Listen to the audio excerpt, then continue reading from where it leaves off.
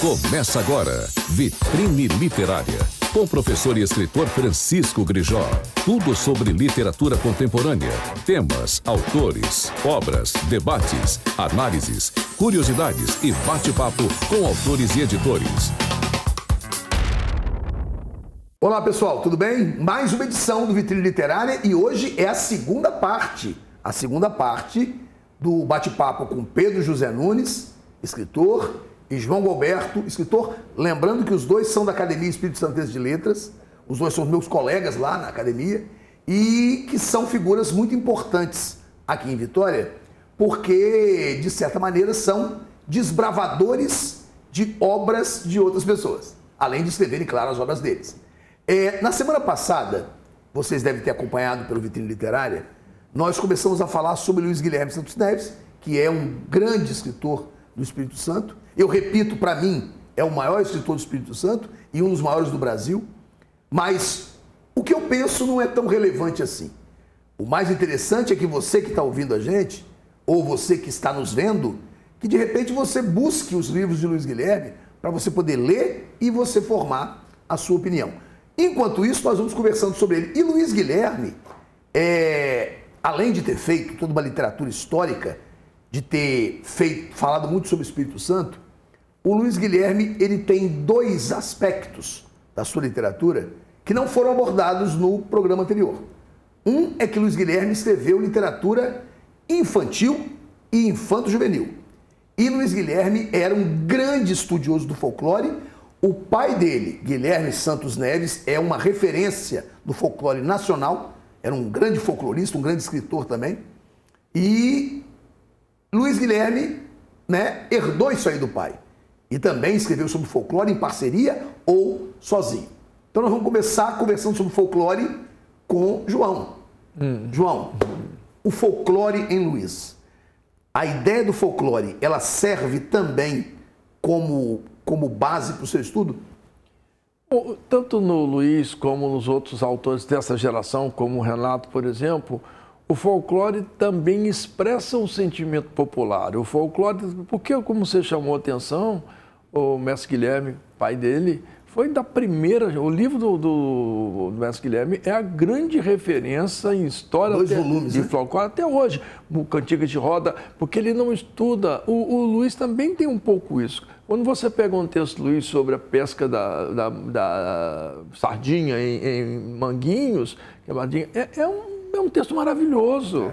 Ele fala de pessoas que jogavam a rede para pegar aqueles peixinhos que vendiam em Vitória. Era uma comunidade muito pobre, que vivia de vender aqueles peixinhos que vinham uma vez por semana por Vitória. Mas, assim, como é que ele consegue expressar e retratar com tanta leveza, com tanta delicadeza? Um pouco o que você falou. Então, quando ele vai... Porque, assim, o que a gente chama de folclore, na verdade, são festas e celebrações, normalmente das comunidades marginalizadas oficialmente. São negros, são escravizados, são indígenas. Então, revisitar, porque essas comunidades não deixaram história escrita no Brasil. Não tem indígena que contou as suas... Você não conhece essas histórias. Você não conhece o mundo dos escravizados. Eles não se expressavam, não podiam nem ler nem escrever. Então, assim, alguém que revisita esse universo aí com a liberdade do ficcionista, para imaginar como é que eles viviam, essa que é a grande contribuição dele. Quero te fazer uma pergunta que extrapola, Luiz.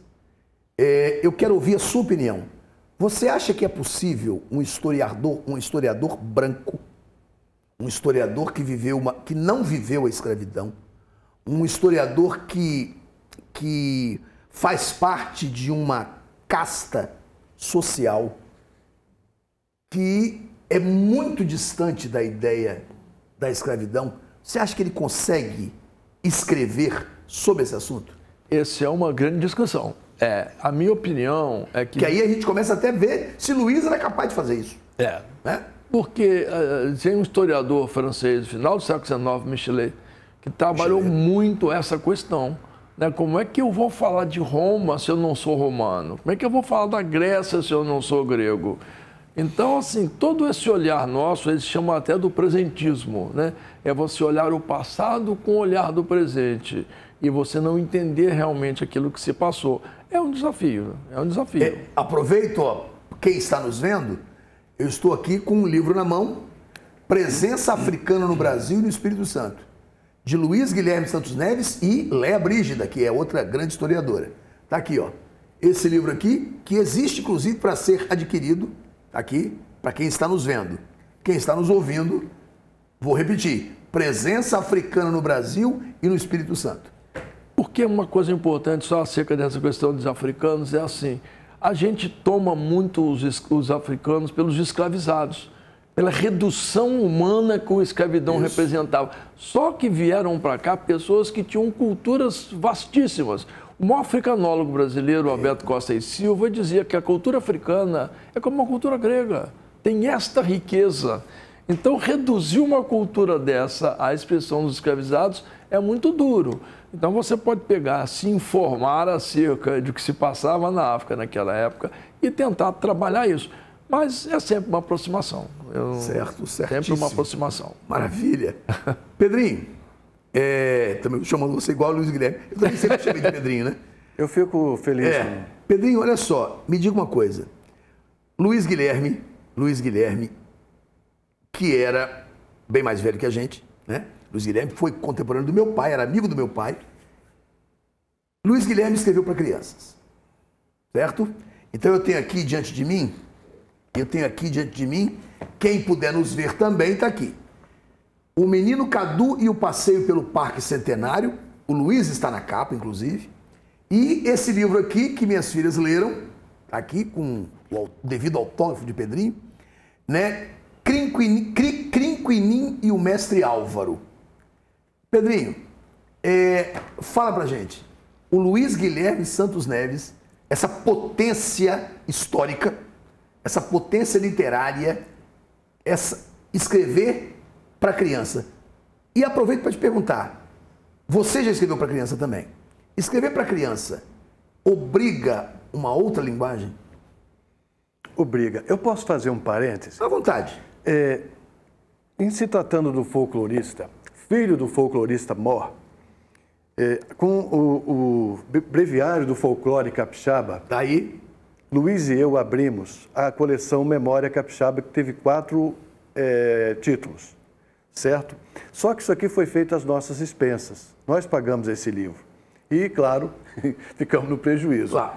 Entramos com um projeto na Lei Rubem Braga para fazer esse aqui que vem com um DVD, que Luiz e eu fizemos um documentário com recursos rudimentares, mas nós chegamos à seguinte conclusão. Entramos com esse projeto porque o que nós queríamos é o seguinte, não podemos vender o folclore.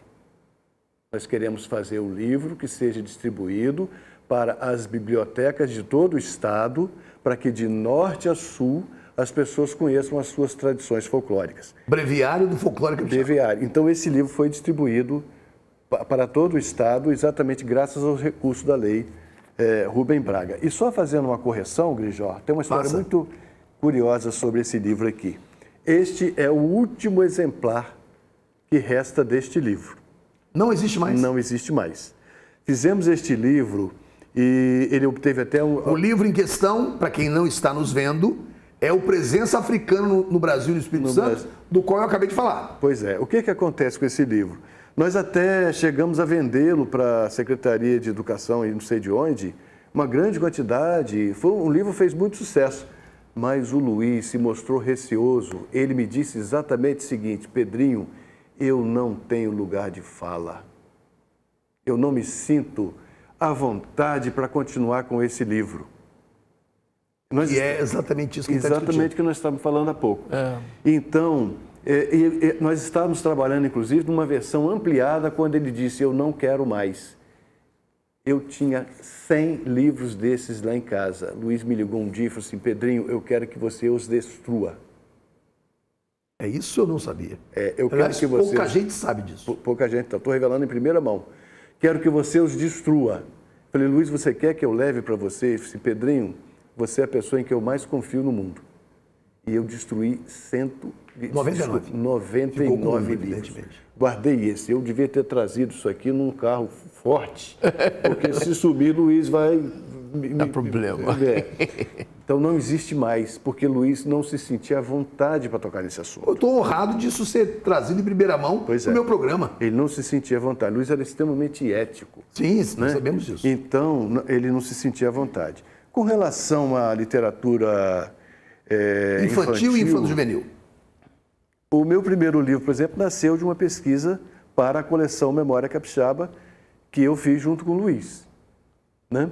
Que foi A Pulga e o Jesuíta, mas não é fácil. A Pulga e o Jesuíta tem em casa. Pois é, o Luiz tinha uma facilidade gigantesca. No dia do sepultamento de Luiz, um dos dias mais tristes da minha vida, dia 31 de julho, eu estava com o editor dele, e o editor dele atendeu a uma ligação, saiu e voltou, falei assim, estão aqui perguntando quando é que sai o último livro do professor Luiz Guilherme. Era um livro infantil. Era um livro infantil. E Luiz, nos últimos tempos, me revelou uma tristeza muito grande, porque ele estava um pouco preocupado com a linguagem certa a usar no livro.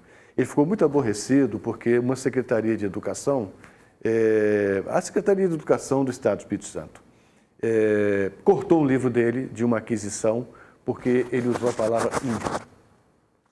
Ele, por causa disso, ele teve o livro tinha que ser indígena, cortado, né? Ou então o povo autóctone, né? Já pensou?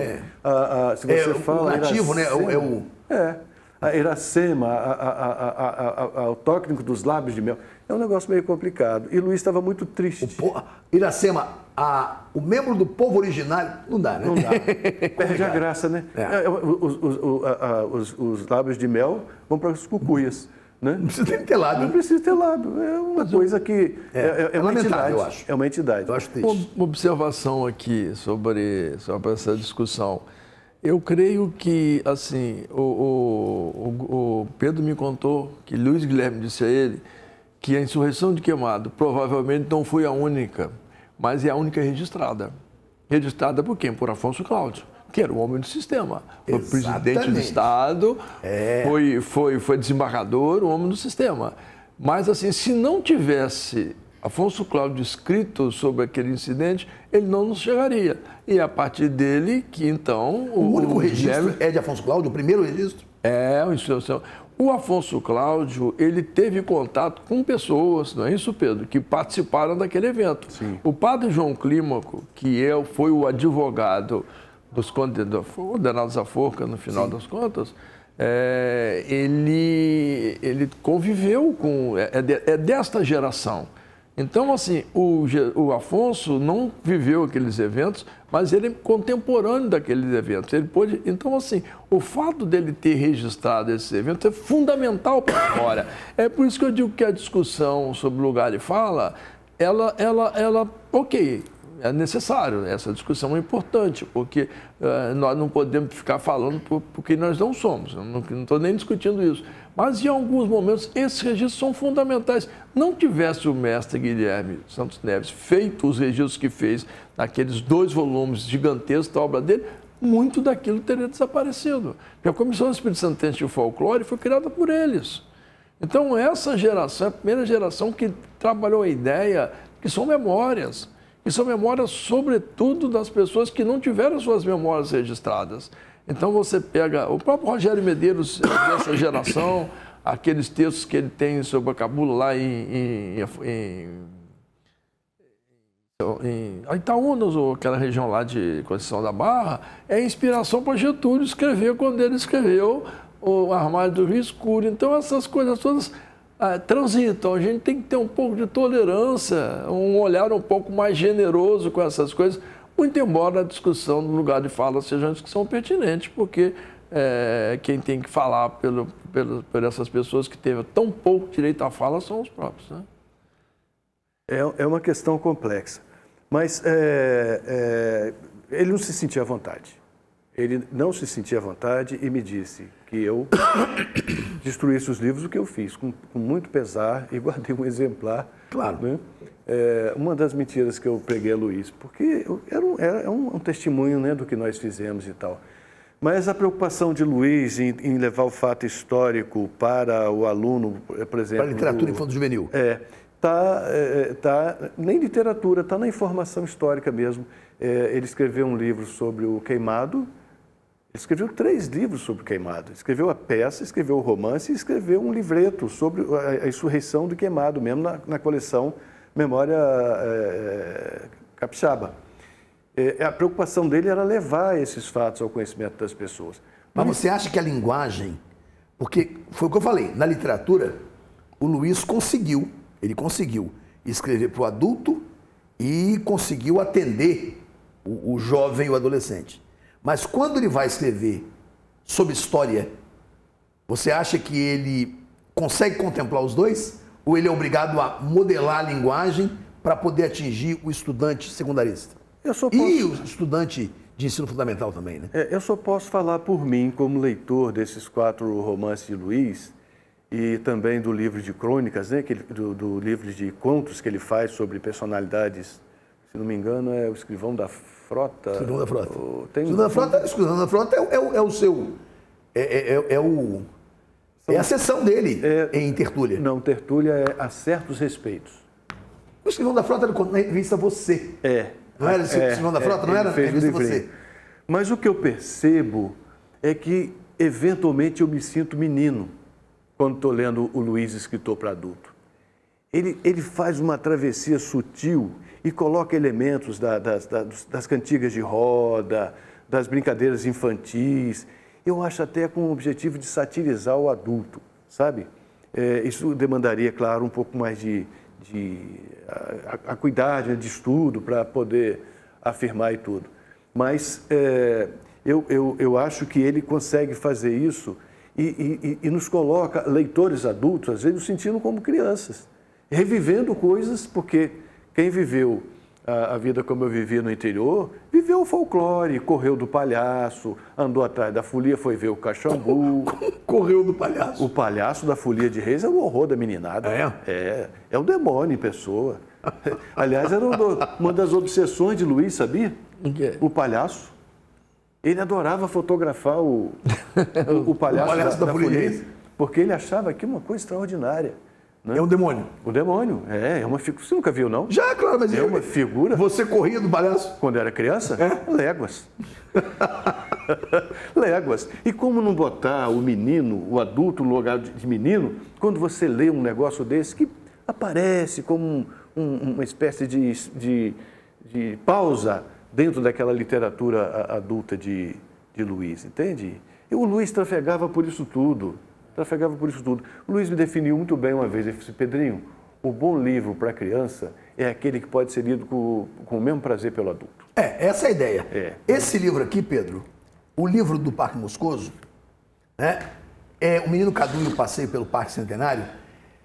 Foi sob encomenda isso aí? Não. O Luiz se afeiçoou. Porque o Parque Moscoso, eu tenho uma fixação no Parque Moscoso. Sim. Eu tenho um livro, né, do Licantropo que se passa no Parque Moscoso. Sim. Eu gosto do Parque Moscoso. Em Fama Volátil aparece o Parque Moscoso. Sim. Em Joker e Poker aparece. Mas a ideia de o Parque Moscoso como o palco central da história, eu nunca tinha visto, né? E vocês fazem isso. Fala pra gente um pouco, porque eu sempre pensei que tivesse sido sob encomenda. Não. Sempre imaginei. Não. Não é? Não. O Luiz morou no Parque Moscoso. No bairro. Né? Ele morou numa rua que dava no parque. Ele andava a 100 metros, estava no parque. E o Luiz sempre teve verdadeira obsessão pelo parque. Nós andamos muitas vezes pelo parque, eu e ele. Muitas vezes. Tanto que eu tenho um projeto agora, eu e Linda Coguri, de vimos passar uma manhã no parque e eu vou escrever um texto: Passeio com Luiz Guilherme e Linda Coguri no Parque Moscoso, e ela vai escrever Passeio com Luiz Guilherme e Pedro Nunes no Parque Moscoso. Ótimo. Porque nós sabemos essa afeição que ele tinha. E o Luiz se afeiçoou muito a Cadu, né? Cadu é uma criança muito meu amigo, e o Luiz se afeiçoou, o Cadu ia, eu tentando influenciá-lo, né, no mundo da leitura, eu levava a livraria aos sábados, e o Luiz se afeiçoou muito a ele. E um dia me disse: Pedrinho, eu escrevi um livro para Cadu.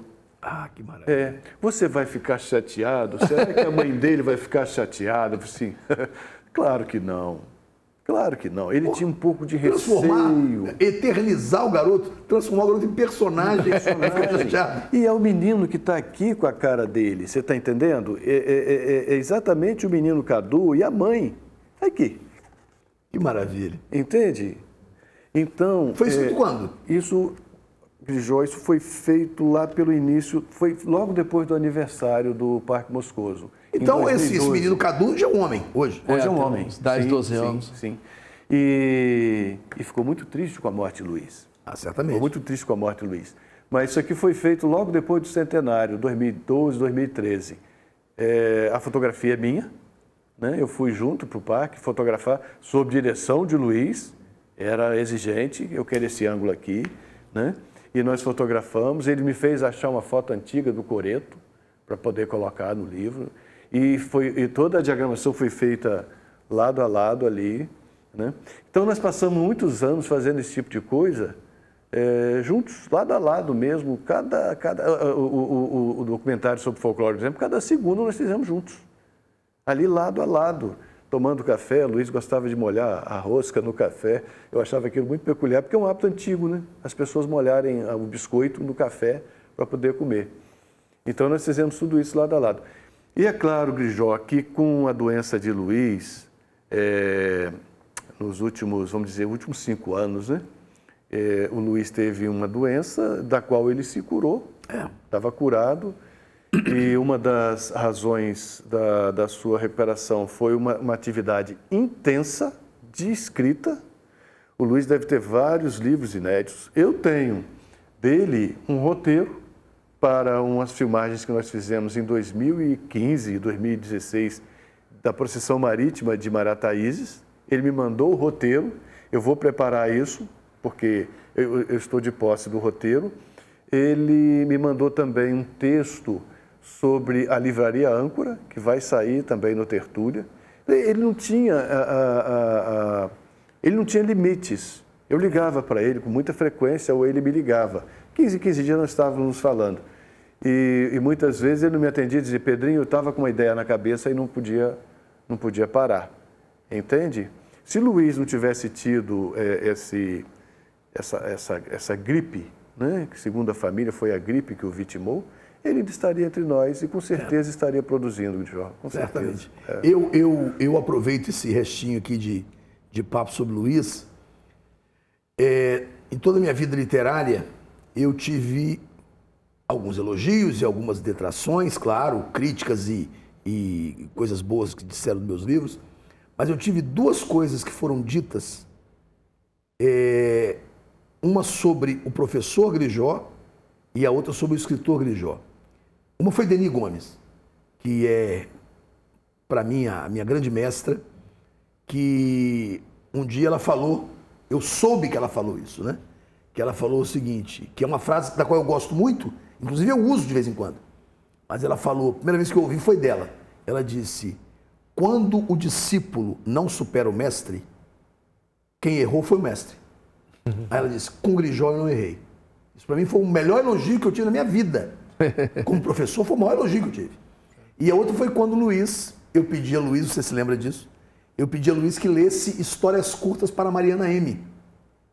E dei para ele os originais. Ele falou: Grijó, você me dá um mês. Eu entreguei numa sexta-feira. Você me dá um mês? Eu falei: claro, Luiz. No domingo, no sábado à noite, ele me ligou. Eu entreguei na sexta, de manhã. No sábado à noite ele me ligou. Falei: Grijó, acabei de ler. Cara, é maravilhoso o seu livro. E ele fez tantos elogios, eu falei: Luiz, cara, eu estou até encabulado. Falei: você faria a orelha do livro? Ele falou: claro que eu vou fazer. E aí ele fez o elogio. Ele falou: Grijó, hoje para mim existem 2 romancistas em Vitória, Reinaldo e você. Eu falei: cara, vindo de você e me colocando junto com o Reinaldo, que é o irmão dele, que é um extraordinário escritor, e esses foram os dois elogios. E eu fecho esse programa com esses 2 elogios a mim, então estou sendo cabotino.